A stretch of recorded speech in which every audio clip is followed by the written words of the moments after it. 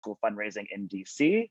We'll talk a little bit about what relationship mapping is, how to map your relationships, and then what do you actually do when you get these relationships mapped? And then obviously plenty of time for questions and answers. I anticipate we'll probably have like 15, 20 minutes at the end to answer any of your questions.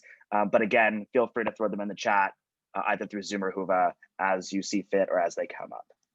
So what I'd love for everybody to do, and I know it's early, but I'd love for everybody just to throw in the chat their name, their school, their role, and maybe one thing that you're looking to get out of the session, or maybe where's your fundraising currently, or what are you hoping to gain? So if you just want to take a minute or so to throw that in the chat, that would be great.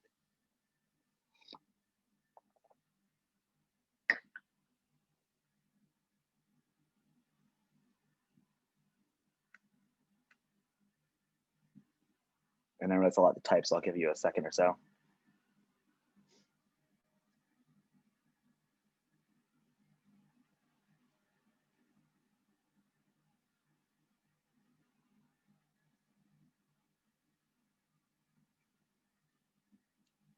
And while you're doing that, I'm going to introduce my work. Looks like we have Bernita Thompson from Roots. She's a principal.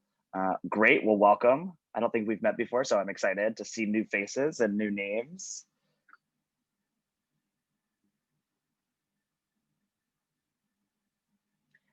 So while you're typing, I'm going to do some introductions, or just an introduction of myself quickly.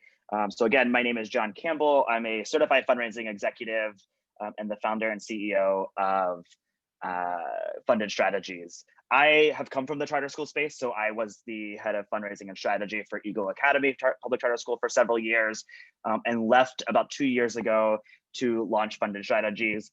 And over the last 2 years, I have worked with a number of charter schools, not only in DC, but also across the country, including charter support organizations like the DC Charter School Alliance. In fact, I'm working closely with this particular conference and have supported the Data Summit and conferences in the past, the Public Charter School Board, and then worked with schools in Atlanta, most specifically Ethos Classical, which we'll use as an example throughout this session. So that's a little bit about me. Been doing fundraising specifically for 12, 15 years now, and in the charter school space for just about 5 years. So it looks like we have a couple of people putting in their introductions. Looks like we have Monique, sorry, can't read this morning. Monique from E.L. Haynes, Monisha from Inspired Teaching, Claire from KIP, and Wendy from Early Childhood, and Sarah from Washington U Ying. And we got Marla Lawson from DC Prep. And so that's great. And I know we have a couple of others on the line, and we're excited to have you. Before we get started, I do want to point out one thing. The reason we scheduled this for 9 a.m. on Friday is not only because there was an open slot available, but it's because I have been, over the past couple of years, coordinating and leading a community of practice of charter school fundraisers and communications professionals that meet together since the pandemic bi-weekly. Previously, it was monthly, and this is our normal bi-weekly slot. We do 9:30 to 10:30. And so for those of you who are not part of that group, it's got a Google group and a way to communicate with one another, and then also to share best practices. Definitely let me know, reach out afterwards. I'll shoot you a quick email to see if you want to be added to that list. We'd love to have you. It's kind of informal way to talk about OSCE grants, talk about funders, best practices, maybe think through some problems, or even just to kind of commiserate with one another about some of the challenges that we face as charter school fundraisers. This was started when I was at Eagle, and now we do it as a group, and we have anywhere from 3 people attend to 15, 20 people. So definitely let me know if you're interested in that. We'd love to have you as part of our community of practice, and I will share more information about that at the end and then after the session. It also looks like we have a couple of others joining and sharing their information. Joanne Smith from Roots. We have Rachel from Kingsman, Tara from Carlos Rosario. So thank you again for joining us. All right, so the fundraising landscape, and this is going to be the fundraising landscape specifically to DC charter schools. So I think this is some data that you might not have seen before, and this is based on survey responses that we pulled together from actual charter school leaders here in DC. So last year we surveyed many of you participating on this webinar, other development leaders here in DC. And really the question that we were trying to answer is, where does your philanthropic support come from? We obviously know that between 90 and 97% of charter school dollars come from per pupil funding. So that we don't necessarily account in these equations. When we look at the other percentages of where that discretionary funding comes from, what we see is that it shouldn't be a surprise. Obviously, a majority of that, 38%, comes from competitive government grants. So these would be like the facilities grant. Some schools include academic quality, even though that's formula based, 21st century, those types of things that come through OSSI or come through the DME or federal government and are competitive in nature. When we look at actually what the purpose of this conversation is really for, we see that schools here in DC attract 26% of their philanthropic support from foundations, and then another 16% from individuals. And we also broke out in this graphic, and you can get the full graphic on my website at fundedstrategies.com, but how that individual philanthropic support breaks out, whether it's through major gifts, board giving, parent giving, which I've written extensively about. How do we actually increase parent support through fundraising, even if you are a Title I school, and what that means for race equity, and how do we have an equitable conversation about that? So definitely happy to have that conversation. But essentially, individuals, all of those stakeholders account for 16%, and foundations account for 26%. Events and corporate account for a little bit less, but they are still present. At the end of the day, in order for us to identify these individuals or make stronger relationships with foundations and funders, we really need to understand who's in our network and how do we best leverage that network. And so this is really where relationship mapping comes in. So I think the question, obviously, that we should be asking is, what is relationship mapping? And I'm going to show you a very simple example of what relationship mapping is. And I'm not sure if you can see all of the details, but this is a basic school that I put together, and we will actually go into a live relationship map later on. But essentially, relationship mapping is a way to visualize your school and stakeholders, known and also unknown networks. And when I mean unknown networks, what I'm really talking about is, we know that your board members, your stakeholders, your parents, your head of school, you have people that you know personally, and you also have people that you probably don't even know that you're connected to, because they're connected through somebody else or through another organization. And so through the relationship mapping process, our goal is to uncover those known networks, which are usually easier, and then identify unknown networks.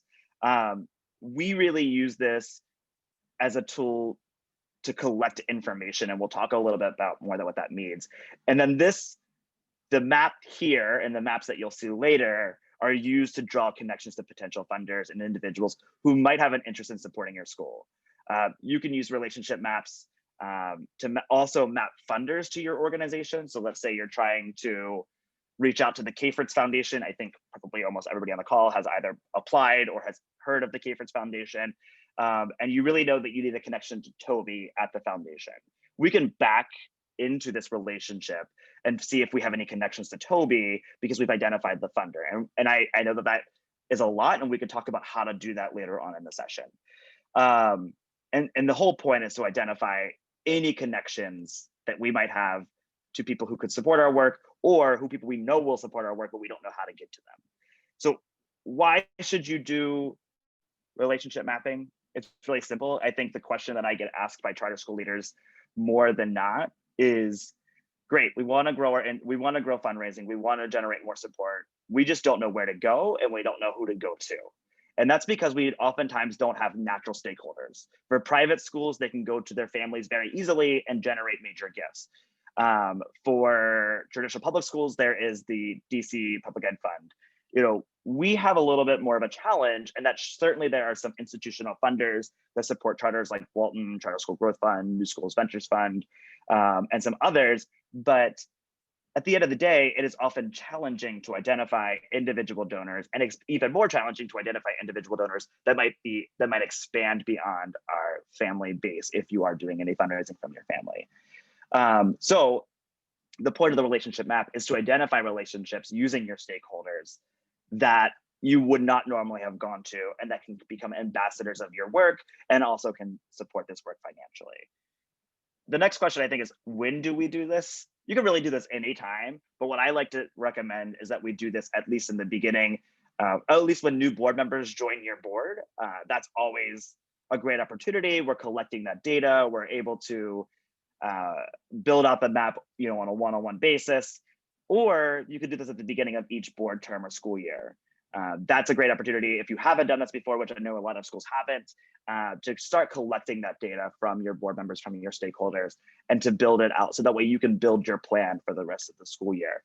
And so there is no right or wrong time to do this. The point is that you should start to build out your relationships and think strategically about how do you map them, whether you do it in the robust way that we're going to talk about here, or whether we do it in some simpler ways that I'll point out along the way. I want to make sure there aren't any questions that I'm missing here, so forgive me. All right, so we'll continue on. So I think obviously the real question is, now that we've figured out what relationship mapping is, how do we actually map our relationships? So we're going to go through 4 steps here, and I'll dig a little bit deeper into them. All right, so the 4 steps to mapping your relationships are collect, analyze, research, and visualize. These all relate to data. And this isn't necessarily academic data that you're all used to. This is really qualitative data that we collect. And I'll actually have some tools that you can use to collect this data. So first off, you want to collect the data. You want to analyze that data, and we'll talk about what that means. You want to do some thorough research, and we have some tools that you can use, both free and paid, but the free ones are just as good. And then we'll talk about what does it mean to actually visualize that data, and how can you use the visual data map to end up leveraging it and activating your network. So let's start off with collecting data. I think collecting data is probably the most critical piece. And while we understand who our board members or our stakeholders are, we don't ask the right questions often. And one of my experience, personal experience, is being both serving on a charter school board and having worked for a charter school. Too often we go to our board members and ask, who do you know? Most of them shrug their shoulders and say, I don't really know anyone. And by posing specific questions to them, like the questions that we have laid out here in a simple format, we're really able to flip that question on its head. We don't necessarily want to know who do you know. We want to know a little bit more about you, because when we know more about you, we can actually build that relationship map out for them. And this is true whether you have a philanthropic board or a community-based board of parents. It doesn't matter, because at the end of the day, everybody has a network, and their networks look differently. And so I do want to call that out specifically. I think oftentimes the pushback that I hear is that, I have, my board is all parents. My board is a community-based board. And that's how your board should be, right? I mean, we want to be representative of our community, and we want to make sure that our boards are responsive. We can still map relationships from those networks. And so I strongly encourage you to continue to ask these questions to identify opportunities. We know that our board members have numerous relationships within their personal and professional networks, but they often just don't know who to approach or even how. And so we want to make both of those things as simple as possible. So we suggest that you provide an overview of the importance of kind of relationship mapping to your board, what the goals of it are. Our goal is to identify new donors. Our goal is to get more cheerleaders for our school. We need more advocates. We need people to know about Washington U Yang or Early Childhood Academy. We need people in our community to be advocates. And then remember that we're not collecting this data simply to ask people for money. And I think that that's sometimes hard for people to realize, especially board members. Board members often say, I don't really feel comfortable sharing these names because I'm afraid that you're just going to ask them for money over and over and over again. And that's not the goal. The goal is to build genuine relationships, build these networks out to build genuine relationships with members within their network. If it's a good fit, great. We will go ahead and start to cultivate that relationship. If it's not a good fit, that's okay. We will let them go, because at the end of the day, we only want people within the network that are going to be supportive of your work, and we don't want to pester people who are giving just to appease somebody. That's not the point. And so I talked a lot about like board members, and you can do this process for board members. You could also do this process for really any stakeholder within your organization. That could be teachers, it could be parents, it could be heads of school, other major donors. It really doesn't matter. The process is the process. And it allows for you to identify stakeholders who you think might be able to be beneficial to your work. So how do we actually collect this data outside of just asking all of these questions? Certainly, you can go through and have qualitative conversations with every single one of your board members, or excuse me, every single one of your stakeholders that you're looking to engage. That's a lot of time. And I know that there are some heads of school on the call. I know that there are some development leaders. And I think time, especially in schools, is limited. I remember my capacity was stretched very thin when I was at Eagle Academy, and that's because we were involved in everything. Development leaders often wear multiple hats. And so qualitative interviews, while might be great, they might not be the best way to actually collect this data in a timely fashion. And so what I've done is I've actually developed a relationship mapping data collection tool. This is just a screenshot of one question from it, and I will share this with you in the chat. And I'll share this out also via email, but this is essentially a way to ask all of those questions on the previous slide, and some more, in a way that allows board members to directly fill this out on a fillable PDF. You can do this in a Google form. I can send you the Word document. You can edit this. You can really do whatever it is you want with this form to collect the data, because that's the data that you will use to then analyze and do additional research. So I'm gonna move on to analyze here. So now that we've collected the data, we have some basic understanding of, okay, this is where I'm gonna use some basic names. This is where John Smith, he's a board member of ours. He worked for DC government, but before that, he worked for, I'm gonna throw out a name here. He worked for the trash company. And these are really simple, basic examples, but we now have this data. He also happens to volunteer at on the Chamber of Commerce board. Okay, great. So now we have a little bit more information. What we didn't get is that there are some gaps sometimes in the data that was provided. And so the thing that I always suggest in this analyze phase is to review the data that you got and see if there are any known gaps. And what I mean by known gaps is a little bit more about this board member, or your head of school might know about this board member.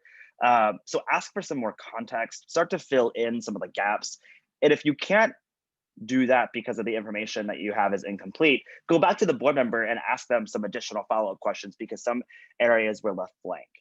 What we're trying to find out is, in that data, what are some of the affiliations that you have? What are your hobbies? Where did you previously work? Where do you currently work? Where did you go to school? Those types of questions, if they're left blank, either there isn't any data, and that's fine. But what we need to know is if there is blank data or empty data, we need to go back and see if we can try to fill in some of those gaps. This is not necessarily the most important step, but it does help to paint a fuller picture of what is happening and the data that you're collecting from your board members that you will then use to build out your network map.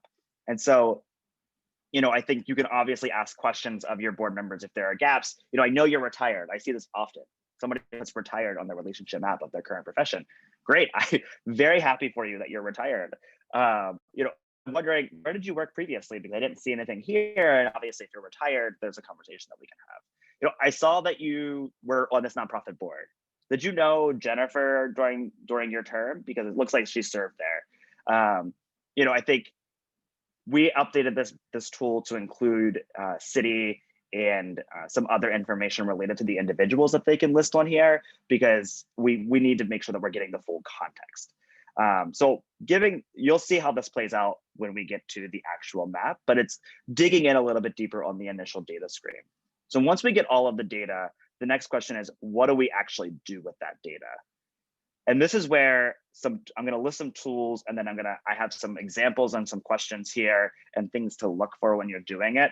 So I begin every search using Google. It's free, it's easy, and it's robust, and it's broad, right? I think that's the point. We want to kind of cast a wide net to figure out who we're actually trying to find. So let's say you're a board member, and I actually have a very specific example in 2 slides.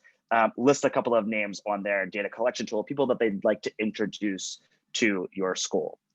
I'm going to start looking at those people to figure out who they are and who do they know, because now we have a direct connection to those people, and we have a second degree connection to all of the people that they know. So we start by using Google. We usually, what I'll do is I'll type in the name and maybe the city where they live. This is a little less relevant for DC since we all live in DC, but it does help you to narrow down that search. If I'm looking for John Smith, which is an awful name to Google, but John Smith, Washington, D.C., probably gonna get a lot of results. So now I'm gonna need some other data points. I know that John Smith worked for waste management, so I'm gonna pull in waste management and I'll start to see some results. What you're looking for is really a series of additional data points. Sometimes you'll find them, sometimes you won't. Sometimes you'll need to use other tools like iWave is a great wealth research tool. If I can't find somebody in Google, I'll definitely use iWave. LinkedIn Sales Navigator. If you haven't used this is a paid tool. But the great thing is that if you are connected, you can connect board members to your LinkedIn Sales Navigator account, and you can start to see who they're connected to within their networks. So that way they can make easier introductions. And we all know some of us have significantly robust LinkedIn pages that we may or may not know everybody directly, but at the end of the day, it's a conversation starter. And then if you're not familiar with Foundation Directory Online, there are free services out of there, but there are also paid, both more expensive and slightly less expensive options that help you to really dig into foundations and who those funders are. I know that we have a couple of grant writers and grant managers on the call, so I'm sure that they're very well familiar with Foundation Directory Online and how to use it. It is a tool that I use to identify institutional funders when I do a big prospect research project for schools. So this is definitely an area where you can use these tools, and there are so many other tools. This is just an example of the tools that I use. So things that we're looking for when we're actually going through the process. We're looking for, articles naming the person that we're Googling or we're looking up for their volunteer work, any donations that they've made, boards of service that they serve on, colleagues, partners, or companies that they've been involved in, other board positions, I think is important. And what I mean by that is, do they serve on other community boards? Do they serve on another charter school board? Do they serve on, a community-based organization? Unique interests or additional information, any connections to funders. If we can identify that this person previously worked for a funder or serves on a funder board, that's your golden ticket to a great conversation. And then what I like to do is explore other board members. And so let's say you're looking up, I'm going to use this John Smith example again, that you're looking up John Smith, he's a board member of yours, and he has indicated that he serves on the Chamber of Commerce board. Great. We're going to go and look at that Chamber of Commerce board, and we're going to start to add them to our map because now they are second degree connections to the school. Those are connections that we would have never thought about, but now we know that John has a connection to them, and he may or may not be able to make introductions or may not feel comfortable. And we'll talk about that in a second, but he at least has some sort of direct connection to those individuals. So we'll add them. And then what we'll do, and if we want to take this out a step even further, is we will look at all of those people on that board and start to see, are they on other boards? Are they connected to other funders? And so we'll repeat the process over and over again until we feel like we've gotten to a point where we have good data or we've exhausted all of the options that we can for that particular person. So I know that this research is honestly the most time-consuming piece. This is something that I do a lot of for my clients and for the schools that I work with. It is, it's a challenge. And I know I talked a lot about capacity. So there are opportunities where you might be able to use interns or student workers or things like that, especially in this current climate where this can all be done remotely. This might be an opportunity to engage different stakeholders in a way that's going to be cost-effective and time-effective. So here's a very specific example. This is a real example of a school that I worked with in Atlanta. So Elena, who you see here in the middle, and this is actually an example, a very small example of the relationship map we'll look at in a minute, but this is Elena. She's a board member of Ethos Classical down here on the right, which is a public charter school in Atlanta. And they are a brand new public charter school. They are in their second year. And as part of that, they wanted to start to build out relationships and identify potential funders. So we did a data collection tool. We did this relationship mapping project with them.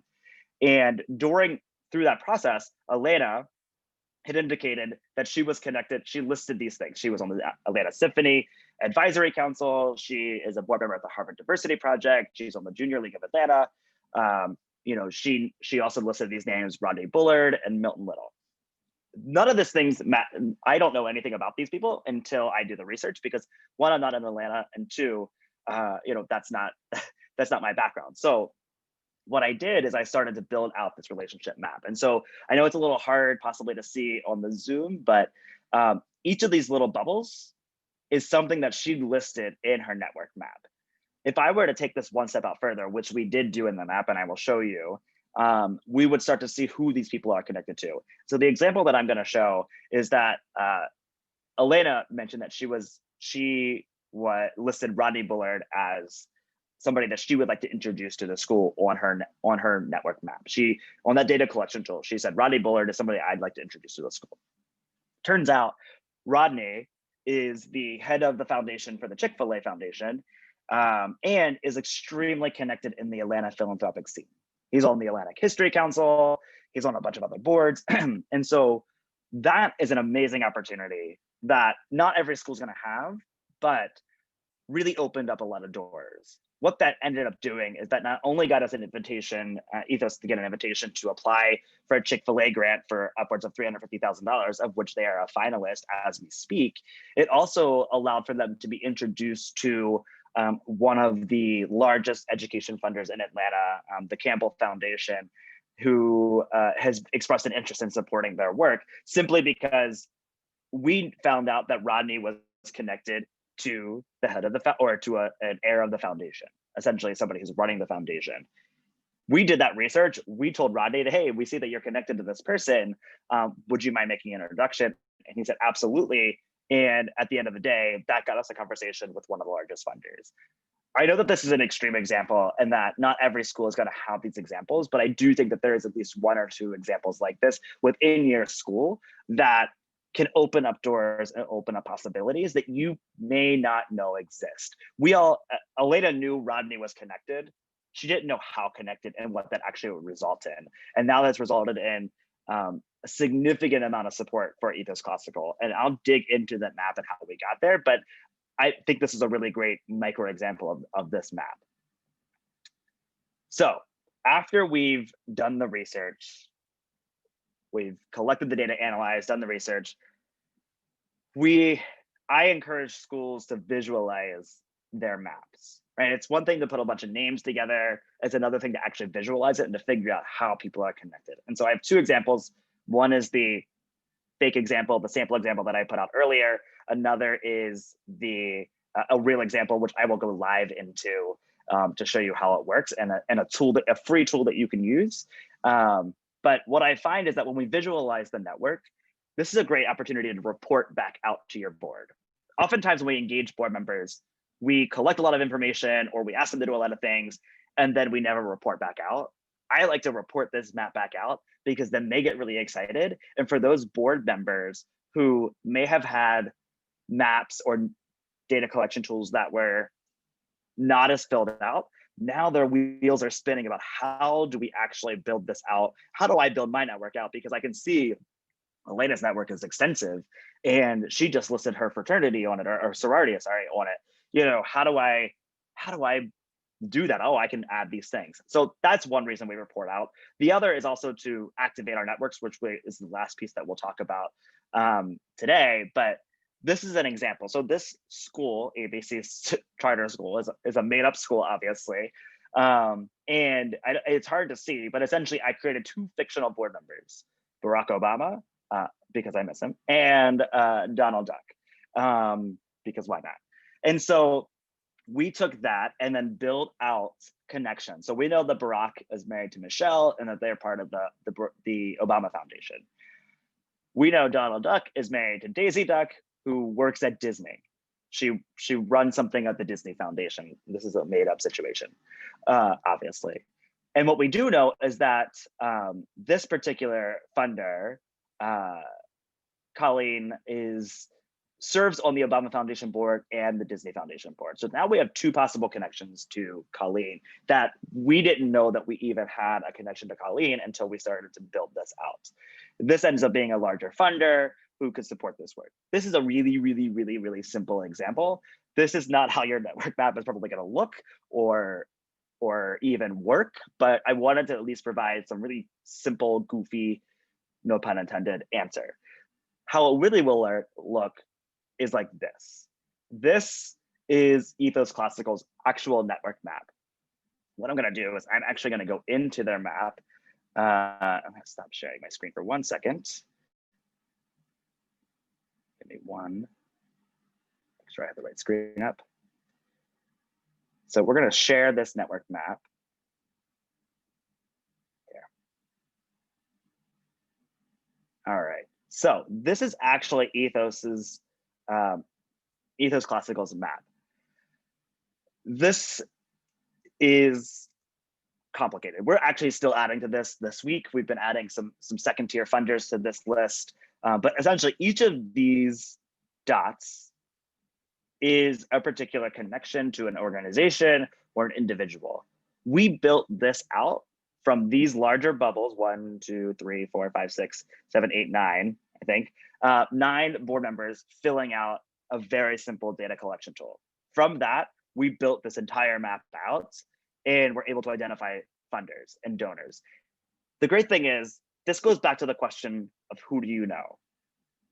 Board members, again, don't always know who they know. And when they're asked to say, hey, can you invite people to a particular event or a particular function or a graduation, they just don't know who to go to. They go to their same people. This gives them a list of people to go to.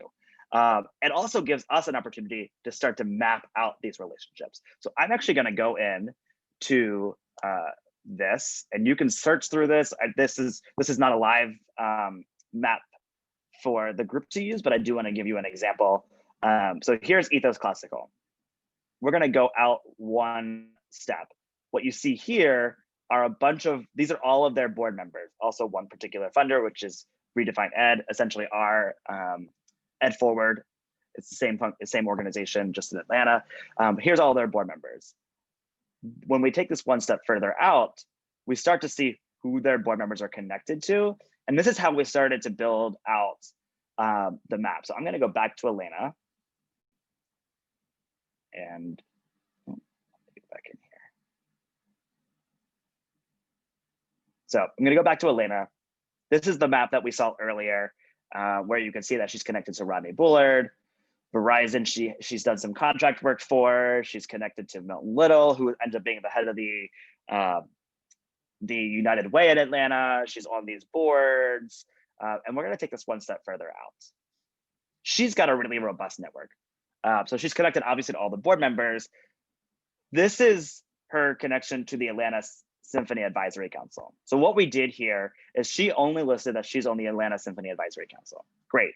I went through and found all of those advisory council members and added them here to the network map. Because what we then did is looked at all of these people to see if they were connected to any of the funders that we were trying to reach, or if they were funders themselves. Atlanta's also connected and a past board member of the Junior League. So we put all of the board members that we were aware of during her tenure and to see if they were connected. I'm gonna pull up. Here's her connection to Rodney Bullard. They're friends. Rodney, again, is at Chick-fil-A. And just gonna see what these are here, is on the board of the Atlanta History Center. And then each of these, has a little bit more information. Rodney, who's here, is connected to John Stevenson Jr., who runs, it's not listed here, but he runs the Campbell Foundation, which is, again, another large funding prospect. So you start to build this out and take it multiple degrees. So all Elena did was list the Atlanta Symphony Advisory Council, Rodney Bullard, and a couple of others, the Harvard Diversity Project. And we started to build this out and identify some prospective funders that we didn't know existed within our network. I'm going to go back to the presentation.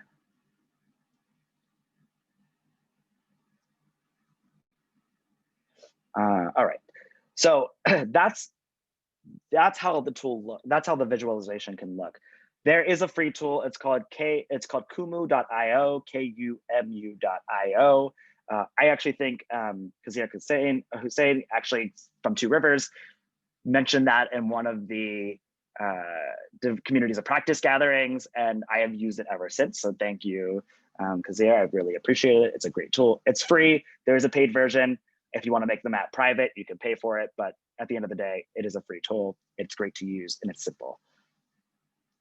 So we now have a network map. We've identified relationships. We've kind of tried to figure out some new donors. What do we do with this map? And so there are 4 examples here. Excuse me, just needed some tea. So these are just some examples of how you can activate your network. I normally suggest that you design kind of an entry point event, whether that's a tour. I've seen some really great distance learning tours in this world that we're kind of in. I have seen schools do some mission-driven events. So at Ethos, is for an example, we developed what we call classical conversations. The school's name is Ethos Classical. We do classical conversations, and through that, the board members are encouraged to invite a handful of their members to the classical conversation, and it's a way to do a school tour and in a non-threatening way. The point's not to ask for money. The point is to identify people who might be interested in having a continuation conversation. Also asking board members to make strategic introductions. If we've identified some people that they're connected to in their network map that are strategic to the organization, this is a great way for them to activate their network. And I actually have included some template language that they can use, even if that connection is distant. So even if it's not, oh, I know John Smith personally, it could be, I know John Smith and John Smith knows, Mary.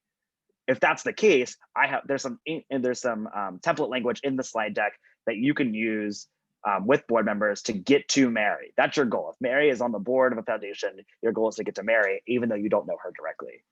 I already mentioned, inviting people to mission-related events, but think about it. Invite potential donors, current donors, prospects to mission-related events, both digitally and virtually and in person. We can still do this in the distance learning world. And I know that schools are still trying to figure out what they're doing. And that's probably going to continue to ebb and flow over the next couple of months. But think about graduation or fundraising galas or distance learning tours, science fairs, mentorship opportunities. Think about all of those things that you're probably already doing that you can invite community leaders to in a strategic way to get them to know and learn about your school. And then finally, I mentioned that there's some template language here, but provide board members with template language to reach out to their networks. Board members have less time than school leaders, and I know that's sometimes hard for us to imagine, but you're not their only responsibility. Oftentimes they're full-time jobs, they're full-time parents and full-time jobs. They serve on other boards. Getting their attention is really challenging. And so let's make it as easy as possible. Provide them with as much template language as you can and direct steps. And so that's the tools that I have included in here as well. So that way they can reach out to their networks. Again, the goal isn't to ask for money, but instead we want to start building relationships with the map. We want to strengthen relationships. We want to build new relationships within those networks.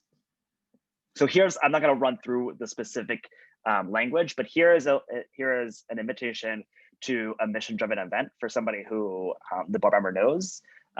Essentially, it talks about the work, and it specifically calls out that you will not be asked for money. You can see that in the second paragraph. All we're asking is that you enjoy the experience, and then we'll follow up afterwards.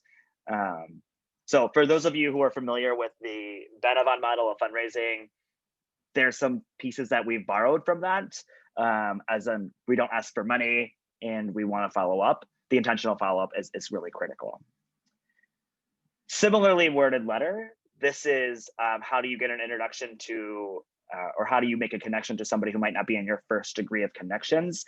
This is a board member. Actually, this is a very simple, we've changed some names and that's the extent of this, but this is an email that a board member had sent to somebody that they were connected to, trying to get to somebody that we needed to be connected to, that we thought that that person was connected to.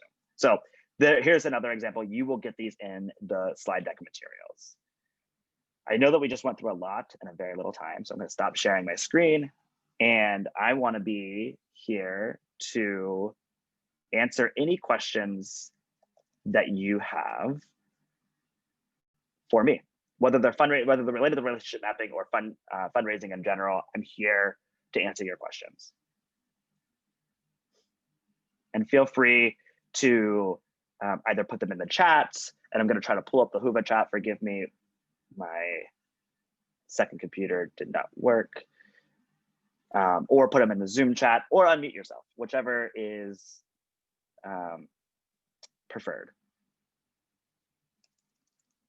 And Preeti, I don't know, is there anything in the Whova chat? Yes, do you want me to read the questions out? Yes, because I can't find my Whova right now, so thank you. No worries here, I can do that. Give me 1 second. So we'll start. What are the core best practices for fundraising, and does it limit creativity? Core best practices for fundraising, and does it limit creativity? I would say no. I find it's funny because I don't think that I'm a very creative person, but then when I talk to schools and clients, they're like, oh no, you can really think. I think the world, there are no limits in fundraising often. At the end of the day, to me, the most important thing in fundraising is relationship building. And I know that we talked a lot about relationship maps, and that wasn't the point of the response. But at the end of the day, it's about genuine relationships. I believe in transparent conversations with potential prospects. I believe in building meaningful relationships that are connected to your mission and connected to your work. I think when you're thinking creatively, sorry, there are some things that I probably wouldn't do that I think schools do, and they're fine. They're just not your highest and best use, and that's often what I'm looking for. So the big sales and the candy sales are fine, but that's not what's going to fill your gap, right? That's not going to fill the per pupil gap that we get compared to our traditional public school peers. That's not going to make sure that you have the resources that you need to run an out of school time program. That's not going to make sure that you have what you need. It's great. It might be good for like teacher supplies or things like that, and makes parents feel part of it. But what I would suggest is that you find alternative ways to engage donors. I've seen some really great examples. And I've written a lot about this on through my blog, so I'm happy to share those resources. But engaging families and staff. I know that there have sometimes where there's a competition between participation between families and staff.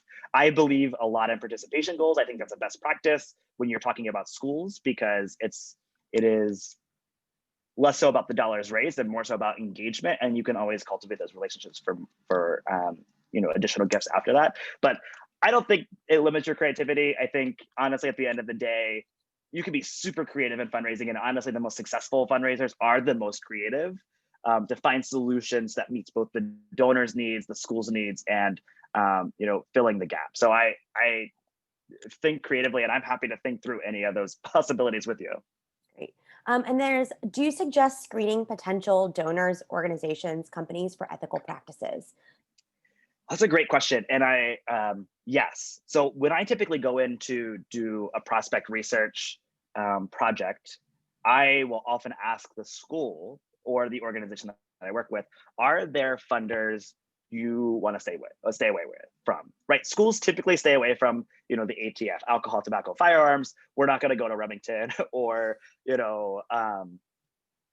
Reynolds in North Carolina, who is tobacco. We're not going to go to those. Those are pretty easy. But then that gets a little bit more murky when you talk about Chick-fil-A. And this is a conversation that I had with my client. Will you take Chick-fil-A money? Because Chick-fil-A has notoriously been anti-LGBT. And as somebody who is LGBT, I had to have that conversation with my client. At the end of the day, the client decided, and that school decided, that because they were Atlanta based, Chick-fil-A is based in Atlanta, we could use those dollars to do good versus what the company has. So that is a decision for your school. I definitely think you should evaluate these things. I know that my husband also works in fundraising, but works in the environmental space. That becomes really difficult, right? Do you take oil money? Do you take, especially if you work in oceans, do you take, fossil fuel money? Those are complicated questions, and it's not always cut and dry. And I have policies that I've written on this, and you can make policies to drive your school, but at the end of the day, you need to figure out what works for you. So this is a follow-up question from me, but is it like, do you create like, okay, these are, with that client or whoever you're talking to, these are what we're willing to do? Like, how do you, like, is there like a protocol, or like, how do you think through Yeah. these murky ones? So I often recommend that schools have a gift acceptance policy that defines what types of gifts you're willing to receive, and from whom you're willing to receive those gifts. That the gift acceptance policy is not black and white, right? It does have some black and white language, but at the end of the day, it is a guideline for you to be able to deny a gift, because it's easier for you to say, I'm sorry, we can't accept your gift because our policy doesn't allow for us to accept gifts from these particular funders, and funders generally understand that. Or it allows for you to be flexible. So let's say there is a funder that, like Chick-fil-A, I keep going back to that is complicated, and you're like, but this is a really great opportunity. Do we pursue it? At the end of the day, as a consultant, I can advise you. This has to be up to the school leader's decision and where their comfort level is. But I do suggest that you have a gift acceptance policy that really clearly defines the types of gifts that you're willing to take, and from whom you're willing to take them. Yeah. And there were a couple questions that were posted before the event. I wasn't sure if you've already looked at those or answered those, but I'll just read them out to you. Yeah. What approach should be taken during this period of uncertainty when trying to cultivate new donors? And kind of a follow-up connection to that, are there certain types of donors, foundations, corporations, individuals who are more apt to support schools at this time? Yeah, let's talk about the first one. I might need to think about the second one, but That's the first one definitely, and I wrote early on in the pandemic about how can schools, and I'll throw all of these links to the blogs and things into the Whoa chat and send them out. But I strongly believe that we should continue to communicate with our donors and our fundraising audience, and that's whether they're prospective donors, that's whether they are existing donors. And I think the biggest thing that we see is that organizations who stop fundraising, flat out stop fundraising during crises, whether this is a hurricane or whether this is a natural disaster or this pandemic, they, at the end of the day, take them significant years to get back to where they were. And for many of you on the call, or many schools, you're starting, already at zero. You don't want to have to start again at zero, or you have a very small donor program, and it's going to be hard to rebuild that. We cannot make assumptions for our community. We can make assumptions for ourselves, and this is the thing that I'll talk about parents. This is the thing I'll talk about donors. When we say, I don't want to ask somebody right now because I feel uncomfortable, I just said it. You feel uncomfortable, but we are not allowing them the opportunity to continue to support your work. And I think you will be surprised. So when you think about cultivating new donors, especially if they're brand new to the organization, my suggestion to you is to start out by inviting them on some distance learning conversations, having them pop in, reaching out, asking them how they're doing. Right? This was super popular at the beginning of COVID. It's still as popular now. We're seeing less of it. Sending them a handwritten note.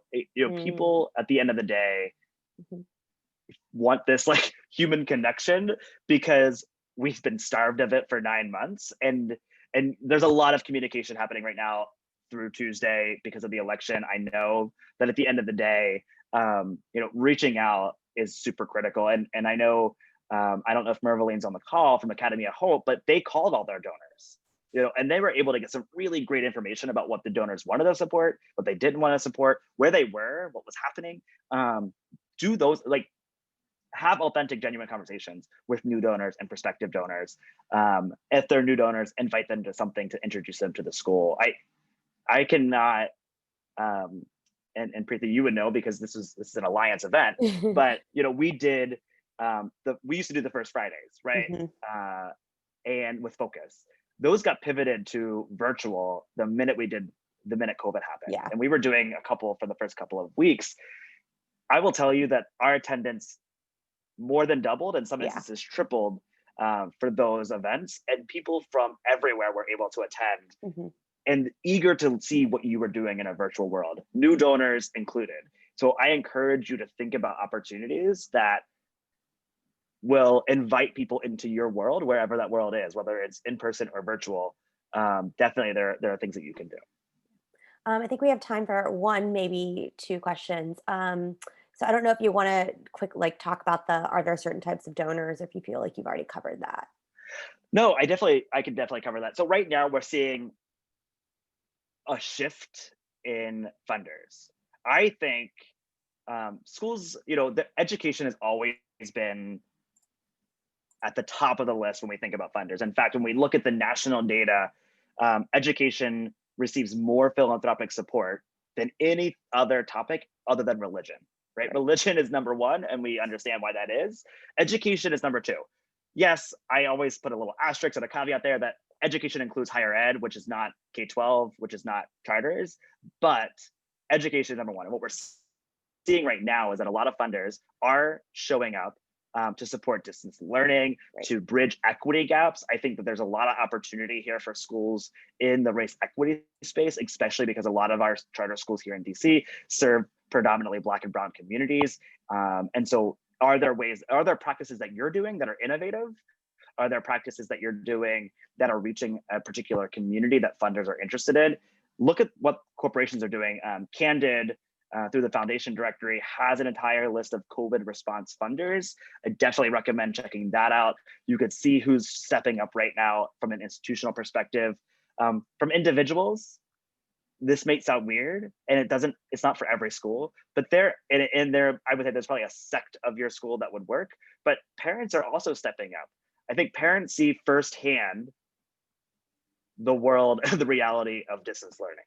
Some of that is good, and some of that is bad, right? And I think some of them are able to manage it and have the privilege to work from home. Others don't, but those that do have that privilege to work from home and have a little bit more flexibility are and have been shown to be willing to support other families. And we've seen this from schools here in DC, that parents have increased their gift or have made a larger gift to support other families within their school. So Mhm. I think that there are definitely opportunities there that you should think about. Any Um, other questions? Before I think there's like one last one we could answer. Does anyone want to unmute themselves? You have the ability to ask a question if you just want to verbally ask it. If not, I can go back to the Whova app. Okay, I'll give another 10 seconds. All right. So going back to some of the funder connection questions, there's one about like political connections or opportunities. So as an example, a very controversial, polarizing political leader wants to visit your school or have some kind of activity there. Like, how do you kind of handle that? I have a great example because I have a lot of experience with this. When I was at Eagle Academy, we had, it is not a privilege in my opinion, but we had the Secretary of Education, Betsy DeVos, visit our school. And I think when you think about polarizing political figures, that's probably the number one thing that comes up, especially when we think about education. We ended up taking that visit. It was really complicated. And I think that there are some things that you need to think about. From a staff perspective, it was challenging, right? None of the staff, and speaking broadly, supported this particular administration, and this was shortly after the election. So it was difficult from a cultural perspective. But what that did do is that opened up doors. We ended up having we were able to meet one-on-one with the Secretary of Education, with just her and two of her deputies, the head of school, myself, and another individual, to talk about funding, both for the charter school program fund as well as other special education funds, that built a relationship that then we could call on when we had an issue with a federal grant, because Eagle did receive a number of federal grants. And so it's, I don't know if there's a right answer or not. I know that that particular visit was declined by another school, and that was right for them. If it were me making that decision, I probably would have also declined it. But at the end of the day, we were doing what was right for our school, in a way to generate funds for us to do the work that we needed to do for our students. I think that those are challenging conversations. And if you think about the impact, not only on fundraising, but you have to think about the impact on staff morale and culture. And I think that that's something that not everybody thinks about, Yeah. in that particular instance. Great. That is all the time we have and all the questions I think we can answer today. Thank you all for joining us. Please, I put the link to the session eval in the Huva chat. I'm also going to put it in the Zoom chat. We would love to get your feedback on this session and gather some information. Great. Thanks everybody for coming. I will send out all the slides and make sure they're all uploaded to Huva, as well as all of the tools and materials that I referenced. But if you go to fundedstrategies.com, you can see the blog and a bunch of different blog articles, as well as the tools that I mentioned there as well.